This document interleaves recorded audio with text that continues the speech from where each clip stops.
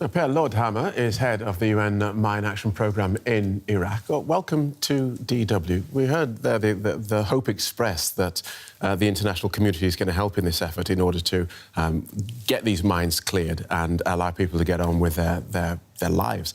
Is that likely to happen? It is. We're doing it piece by piece, essentially. We have teams operating every day in Mosul, not only Mosul, but also Kirkuk, Fallujah and other locations. So bit by bit, we're clearing a lot of ammunition.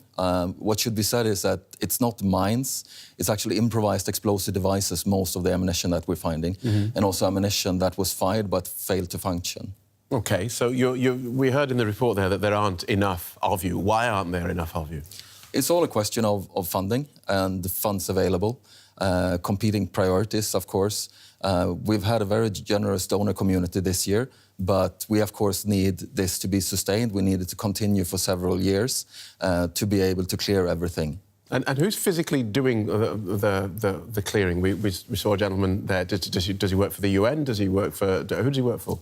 So I work for the United Nations Mine Action Service. We coordinate the efforts of implementing partners.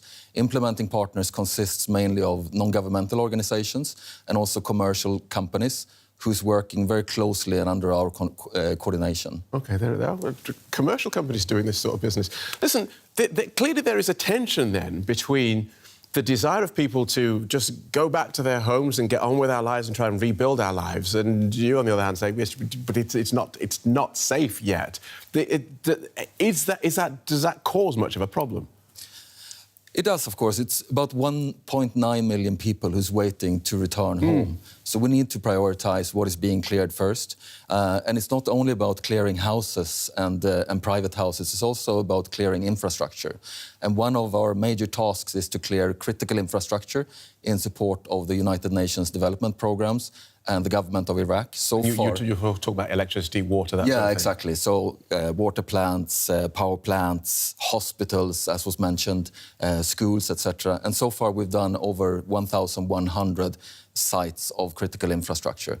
And we're also about to start doing houses, which is equally important, of course. So once, I don't know how it works, once a building is cleared or once a street is cleared, is that then safe? Because I just think about kids wandering around and just discovering something that people have missed.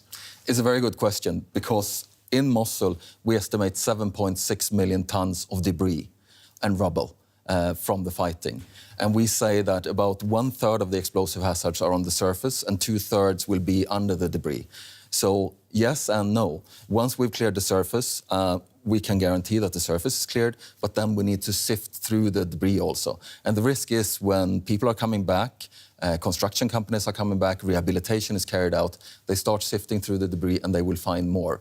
And this has actually led to us having to return to sites on several locations to clear more explosive hazards. So that's the way it works then. So your guys clear the top, you say that the top is clear, then normal construction people come in and remove, because otherwise it's going to take just decades and decades to pick up each piece individually. Absolutely. And we're also using armoured plant machinery to sift through the rubble. So we're using front-end loaders, we're using excavators to sift through the rubble and see if there are explosive hazards in the rubble. OK, well, we wish you well with your efforts. Pehr Lodhammar from the UN Mine Action Programme in Iraq. Thank you very much.